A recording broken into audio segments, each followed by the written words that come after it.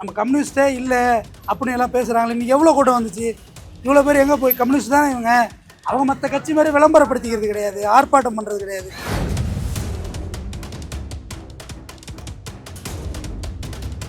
நீ ஒரு ward councillor ஆகுன்னா கொண்டா 1 கோடி பணத்தை கொண்டு வந்தால் ஜெயிக்க முடியுது. அவர் பணம் கொடுத்தாலும் ஜெயிக்க மாட்டார். கூட்டணி கட்சியில் பணம் கொடுத்தாலும் அவர் கொடுக்க முடியாதுன்ட்டார். அப்படிலாம் தேவையில்லை, பணம் கொடுத்து நான் ஜெயிக்கணுமா, மக்கள் ஓட்டு போட்டால் போடத்துனார், தோத்துட்டார். அது வருத்தம் தான். நேர்மையான பொலிட்டீஷியனுக்கு ரெஸ்பான்ஸ் இல்லைங்கிறது எனக்கு உண்மையிலே வருத்தம் தான்.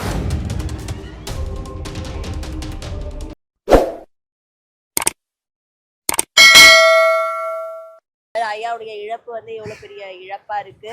அரசியல் களத்துல இப்படி ஒரு தலைவர் மறுபடியும் இருப்பாரா? அதாவது இந்த உலகத்துல யாருடைய இழப்பும் யாரும் இங்கே காம்ப்ரமைஸ் பண்ண முடியாது. அது இழப்பு தான். ஆனால் மரணம் பொது நியதி. எடுத்து தான் ஆகணும், ஏற்று தான் ஆகணும். நம்ம அதுலேருந்து விலக முடியாதுல்ல, மரணிச்சு தானே ஆகணும்.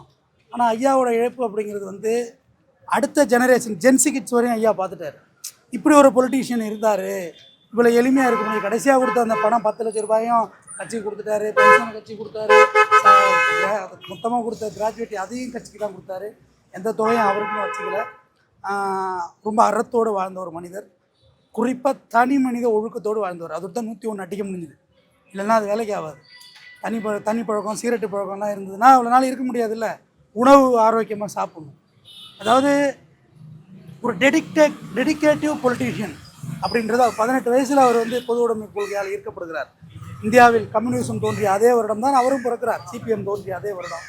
சிறை தண்டனை, ஒரு வழக்கில் லைஃப் எடுத்து அதில் ஒரு 7 வருஷம் இருந்து அப்புறம் வெளியில் வர்றாரு. போராட்டங்கள் பிறகு மீசையெல்லாம் பிடுங்கப்பட்டது, பல்வேறு சித்திரவேதனைகள், சுதந்திர போராட்ட தியாகி. அவர் பிறந்தது ஒரு ஹையர் கேஸ்ட் தான். ஆனால் மிகச்சிறந்த ஜாதிய மறுக்க போராளி. ஹையர் கேஸ்ட்டுங்கிறது நான் ஐகான் பண்ணி சொல்கிறேன். ஏன்னா அவர் பிறந்தது வேறு கேஸ்ட்டாக இருந்தாலும் ஜாதி மறுப்பில் ரொம்ப இருந்தார். மனுஷனுக்கு மனுஷன் சம மனிதன் இல்லைடா, மரியாதை இல்லைடா அப்படின்றத அவர் ரொம்ப பதிவு பண்ணார். பெண்களுக்கு மரியாதை இல்லைங்கிறத பதிவு பண்ணார். இப்படி பொது வழியில் பல விஷயங்கள், தான் பற்ற துன்பங்களை கம்யூனிஸ்ட் தலைவர் மேடையில் சொல்லக்குள்ள, ஐ திங்க் மகேந்திரன் சார் தானே அது எம்எல்ஏ கேண்டிடேட், அவர் சொல்லக்குள்ள கூட ஏன் போய் சொல்கிறேன் அப்படின்னு சலிப்படையக்கூடிய ஒரு மனிதர். ஃபோட்டோ ஷூட்டுக்கெல்லாம் விரும்பாதவர். எல்லோரும் இன்றைக்கி நம்ம இந்த பேசுறது கூட நான் ஏதோ ஒரு இதில் டெலிகாஸ்ட் ஆகுங்கிற ஒரு மனநிலையில் தான் நானும் பேசுகிறேன். நீங்களும் அதுக்கு தான் எடுக்கிறீங்க. ஆனால் அதை விரும்பாத ஒரு மனிதராக இருந்திருக்கிறாரு. எல்லா கம்யூனிஸ்ட் தோழர்களும் அப்படி தான் இருப்பாங்க. சாதாரணமாக நம்ம கம்யூனிஸ்டே இல்லை அப்படின்னு எல்லாம் பேசுகிறாங்களே, இன்றைக்கி எவ்வளோ கூட்டம் வந்துச்சு, இவ்வளோ பேர் எங்கே போய் கம்யூனிஸ்ட் தானே இவங்க, அவங்க மற்ற கட்சி மாதிரி விளம்பரப்படுத்திக்கிறது கிடையாது, ஆர்ப்பாட்டம் பண்ணுறது கிடையாது. கம்யூனிஸ்ட் மீட்டிங் பார்த்திங்கன்னா சைக்கிளில் பெட்ரோல் விலையை குறைப்போன்னு பேசுவாங்க. அவங்களுக்காக போராடலை, மண்ணுக்காக போராளிகள் கம்யூனிஸ்ட்டு. மைனாரிட்டியாக குறைஞ்சிருக்கலாம் பார்வையாளர்கள். ஆனால் அது ஒரு பெரிய ஃபீலிங்ஸ். கமலஹாசன் சொன்னார்ல அன்பே சோதனை, கம்யூனிஸ்ட்ங்கிறது ஒரு feeling. Love Mary, mister Romeo Taj உடஞ்சி விட்டால் நீங்கள் லவ் பண்ணுறது நிறுத்துறீங்களா? அப்படி love is a feeling man. But கம்யூனிஸ்டும் கூட அப்படி தான். அது மார்க்ஸ் தான் எழுதினார். அவர் எழுதுறதுக்கு கூட அந்த ஃபீலிங்ஸ் வந்துருச்சு எல்லா இடத்துலையும் அப்படின்னு சொல்லுவார்.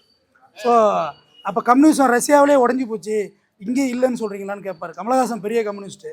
அவர் சொல்லுவார், மிஸ்டர் ரோமியோ தாஜ்மஹால் இடிஞ்சுவிட்டா லவ் பண்ணுறதை நிப்பாட்டுறீங்கன்னு கேட்பார். எவ்வளோ பெரிய கம்பேரிட்டிவ் ஸ்டேட்மெண்ட்.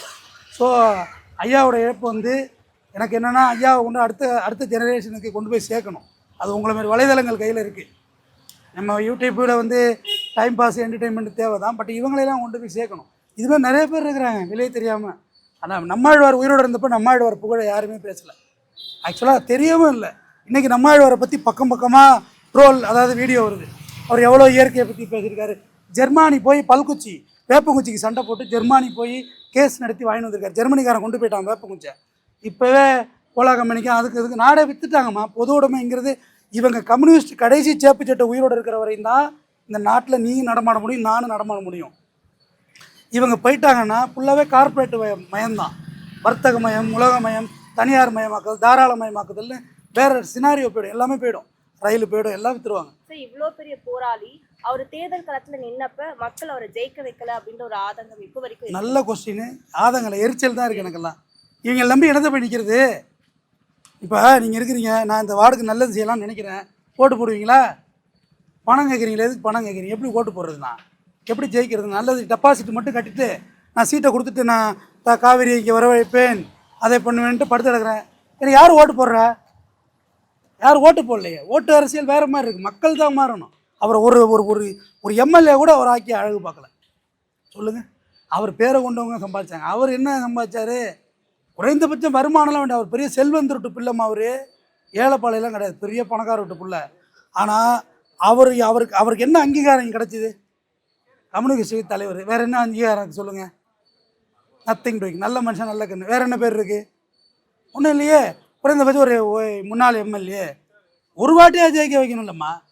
காமராஜரே சொந்த தொகுதியில் தோக்குத்தாருமா விருதுநகரில். அப்போ அந்த மக்களில் வந்து கேட்குறாங்க காமராஜர்கிட்ட, இந்த மக்கள்லாம் நன்றி கட்ட மக்களாக போயிட்டு ஏதோ ஓட்டுப்பட்டியில் தில்முள்ளில் பார்த்து அது எப்படி தில்முள்ளுன்னு சொல்கிறீங்கன்னு ஃபைட் பண்ணார் காமராஜர்.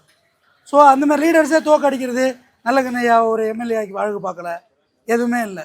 நீ ஒரு வார்டு கவுன்சிலர் ஆகுன்னா கொண்டா 1 கோடி பணத்தை கொண்டு வந்தால் ஜெயிக்க முடியுது. அவர் பணம் கொடுத்தாலும் ஜெயிக்க மாட்டார். கூட்டணி கட்சியில் பணம் கொடுத்தாலும் அவர் கொடுக்க முடியாதுன்ட்டார். அப்படிலாம் தேவையில்லை. பணம் கொடுத்து நான் ஜெயிக்கணுமா, மக்கள் ஓட்டு போட்டால் போடத்துனார், தோத்துட்டார். அது வருத்தம் தான். நேர்மையான பொலிட்டீஷியனுக்கு ரெஸ்பான்ஸ் இல்லைங்கிறது எனக்கு உண்மையிலே வருத்தம் தான். ஆனால் இந்த இருக்குது பற்றியா மரியாதை, இப்போ கிடச்சதில் இந்த மரியாதை. இங்கே வந்திருக்கவங்களாம் எல்லாம் கோடீஸ்வரங்களா? எல்லாம் பசு பிடிச்சி காசு பிடிச்சி கஷ்டப்பட்டு தான் வந்திருக்கிறாங்க. எதுக்காண்டி நல்ல கண்ணையாவோட இறுதி மரியாதை செலுத்துறதுக்கு வர்றாங்க. ஸோ இதுதான் அவர் சம்பாரித்து வச்ச பேராக நீங்கள் நினைக்கணும். நீ கேட்டிங்கல்ல மக்கள் அங்கீகாரம்னா இந்த வந்தாங்கல்ல, இதுதான். இங்கே வந்ததில் அனைத்து கட்சியினரும் வந்திருக்கிறாங்க.